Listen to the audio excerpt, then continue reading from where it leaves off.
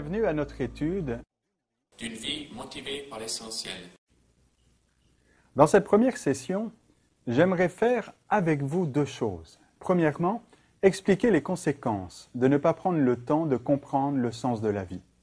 Deuxièmement, expliquer les avantages incroyables de connaître votre objectif et de vivre une vie fixée sur son objectif. Je vous encourage à amener une Bible et votre guide d'études bibliques avec vous chaque semaine. Si vous les avez amenés, ouvrez votre Bible au premier chapitre de l'Ecclésiaste. L'Ecclésiaste se trouve dans l'Ancien Testament, juste après Psaumes et Proverbes. Pour avoir un exemple des effets négatifs de l'ignorance de votre objectif, il nous suffit de lire le premier chapitre d'Ecclésiaste. Pendant des années, Salomon n'a pas compris son objectif dans la vie, et il était malheureux. Il nous dit que si nous manquons de découvrir le sens de la vie, nous subirons 3 conséquences. Premièrement, si vous ne connaissez pas votre objectif, la vie semblera fatigante. Elle ne fera que vous épuiser, vous perdrez votre énergie, votre feu intérieur, votre motivation. Salomon décrit ce genre d'existence circulaire dans Ecclésiaste chapitre 1er, 5 à 8. Il dit « Une génération s'en va, une génération vient, et la terre subsiste toujours. Tous les fleuves vont à la mer. Vers le lieu où ils coulent, les fleuves continuent à couler.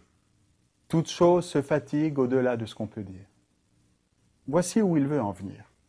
Sans objectif, nous faisons du surplace. Nous tournons en rond. Nous faisons sans cesse la même chose sans jamais progresser. La vie devient un tapis roulant où vous dépensez beaucoup d'énergie, mais vous n'arrivez nulle part. Nous ne faisons que tourner en rond, jour après jour, travaillant dur, pour nous demander, en fin de compte, à quoi bon? Deuxièmement, si vous ne connaissez pas votre objectif, la vie semblera peu satisfaisante. Vous ne serez jamais satisfait.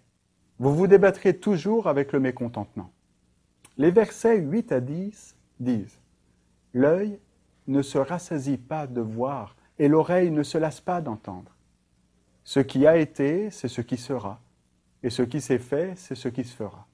Il n'y a rien de nouveau sous le soleil. » Avez-vous remarqué, comme la plupart des gens sont nerveux, ils sont toujours en mouvement et ne cessent de s'agiter.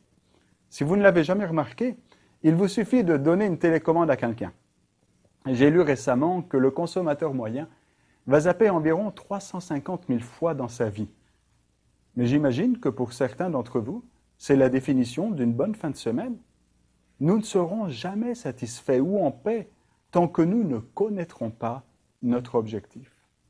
Troisièmement, la Bible nous dit que si vous ne connaissez pas votre objectif, la vie semblera incontrôlable.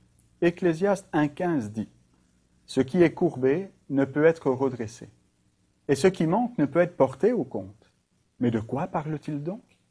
Il parle des situations hors de notre contrôle. Avez-vous déjà essayé de redresser quelque chose de complètement courbé, comme une relation qui refusait vraiment d'être établie? Avez-vous déjà essayé de résoudre un problème qui vous semblait vraiment impossible à trouver? Avez-vous déjà essayé de changer quelqu'un ou une circonstance qui refusait d'être changée? Certaines choses semblent irréparables. Salomon conclut que si vous ne connaissez pas l'objectif de votre vie, elle finit par perdre son sens, à être fatigante, peu satisfaisante et incontrôlable. Que faire alors? Lorsque vous ne connaissez pas le sens de la vie, il ne vous reste que 2 options. Premièrement, vous pouvez essayer d'inventer un sens. Les gens font ça sans arrêt. Ils essayent de lui donner du sens au travers d'un passe-temps, d'un sport, du bricolage, ou d'une carrière ou de quelque chose d'autre. C'est peut-être amusant, mais dans leur fort intérieur, ils savent qu'il y a plus dans la vie. Il manque quelque chose. Heureusement, il existe une deuxième option. Cette deuxième option, c'est de découvrir ce que Dieu dit sur le sens de la vie. Il est le créateur de la vie. Il connaît donc sûrement son sens et son objectif. Si vous voulez connaître l'objectif de votre vie, ne commencez pas par vous-même ou par ce que les autres pensent, mais commencez plutôt par Dieu. Vous avez été conçus pour accomplir les desseins de Dieu. Éphésiens chapitre 1er verset 11 dit « En lui, nous avons aussi été mis à part prédestinés selon le plan de celui qui opère tout, selon la décision de sa volonté. Et c'est aussi en Christ que nous avons été choisis pour lui appartenir, conformément à ce qu'avait fixé celui qui met en œuvre toutes choses, selon l'intention qui inspire sa décision. Il y a presque 2000 ans, Paul, disciple de Jésus, était prisonnier et parlait de ce problème particulier. Remarquez ce qu'il dit dans Philippiens chapitre 3, de 12 à 16. « Ce n'est pas que j'ai déjà remporté le prix, ou que j'ai déjà atteint la perfection, mais je poursuis ma course, afin de le saisir, puisque moi aussi, j'ai été saisi par le Christ Jésus. Frères, pour moi-même, je n'estime pas encore avoir saisi le prix, mais je fais une chose, oubliant ce qui est en arrière et tendant vers ce qui est en avant, je cours vers le but pour obtenir le prix de la vocation céleste de Dieu en Christ Jésus. » Il s'agit d'un passage important de la Bible. Paul nous fait découvrir les 4 avantages que nous avons à prendre le temps de découvrir l'objectif de notre vie. Premièrement, connaître l'objectif de votre vie donnera de la concentration à votre vie. Je ne serai plus si dispersé et si distrait. Le verset 13 dit « Mais je fais une chose ». Paul dit que connaître l'objectif de votre vie donnera de la concentration à votre vie. Pourquoi est-ce important? Parce qu'une puissance incroyable se trouve dans la concentration de votre vie sur votre objectif. C'est comme la lumière. Une lumière diffuse n'a aucune puissance. Mais si vous la concentrez, par exemple, si vous concentrez la lumière du soleil à l'aide d'une loupe, vous pouvez brûler un morceau de papier. Et si vous concentrez la lumière encore plus, elle devient un laser. Et le laser peut couper de l'acier. Écoutez, le secret d'une vie efficace, c'est la concentration. Hélas, si vous ne connaissez pas votre objectif, il se peut que vous vous concentriez sur la mauvaise chose. Henri David Thoreau, écrivain et philosophe, disait « La plupart des hommes vivent une vie de désespoir tranquille. Mais moi, je dis, aujourd'hui, la plupart des gens vivent de vaines distractions. » Deuxièmement, connaître l'objectif de votre vie simplifiera votre vie. Le reste du verset 13 continue et dit « Oubliant ce qui est en arrière et tendant vers ce qui est en avant. » Si vous ne connaissez pas votre objectif, il vous sera difficile de définir vos priorités. Où investir votre temps, votre argent et votre énergie? Essayez de vivre sans savoir pourquoi Dieu vous a conçu, c'est comme rouler dans le brouillard. Ça rend la prise de décision beaucoup plus difficile. Avez-vous remarqué qu'il est impossible de faire tout ce que les autres veulent que vous fassiez? La vérité, c'est que vous ne pouvez pas tout faire. Mais la bonne nouvelle, c'est que Dieu nous aime. Et il n'attend pas de vous que vous fassiez tout. Il vous a donné juste assez de temps pour remplir les objectifs pour lesquels il vous a conçu.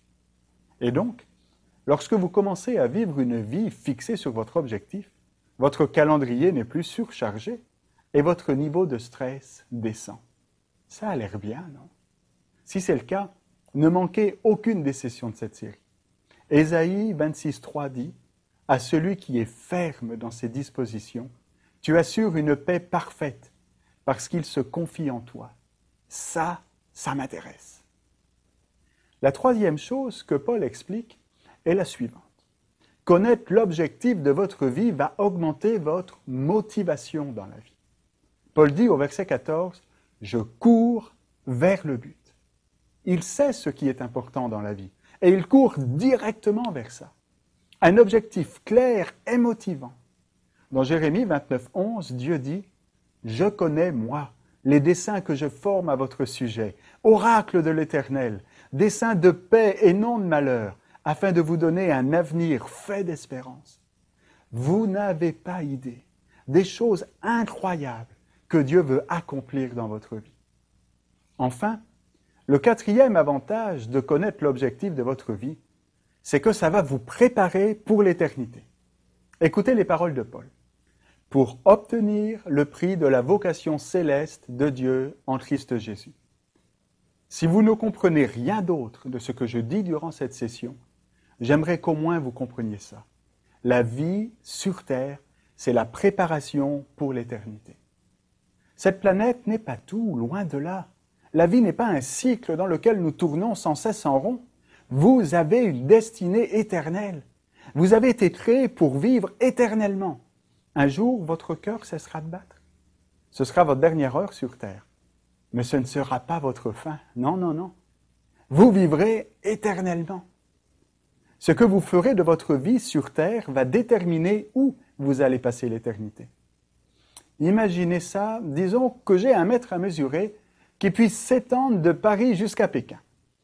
Si ce mètre à mesurer représente la durée de l'éternité, 1 millimètre serait alors les 70 ou 80 ou 90 années que vous allez passer sur Terre. Vous passerez beaucoup plus de temps dans l'au-delà que de ce côté-ci de la vie. Que devons-nous alors faire maintenant? Utilisez cette vie pour vous préparer à la vie suivante. C'est la répétition en costume, avant la vraie représentation. C'est la session d'échauffement, c'est le tour d'essai, le tour d'échauffement, avant que la vraie course ne commence. La Bible dit, « Il a mis dans leur cœur la pensée de l'éternité ». Psaume 33 dit, « Les projets du Seigneur tiennent pour toujours ». C'est le moins qu'on puisse dire que Dieu a des plans à long terme pour votre vie. Un jour, Dieu va procéder à l'audit de votre vie. Vous vous tiendrez devant Dieu et il vous demandera « Qu'as-tu fait de mon Fils Jésus-Christ? Et qu'as-tu fait de ta vie ?» Pendant les 5 prochaines semaines, nous allons vous aider à vous préparer à la deuxième question.